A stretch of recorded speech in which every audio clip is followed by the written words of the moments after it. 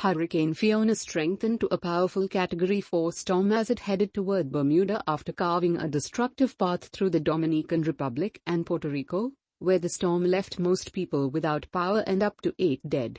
After making landfall in Puerto Rico on Sunday, Fiona caused devastating flooding and landslides on the island. Over the next 2 days, the storm gathered steam as it barreled into the Dominican Republic and the Turks and Caicos Islands.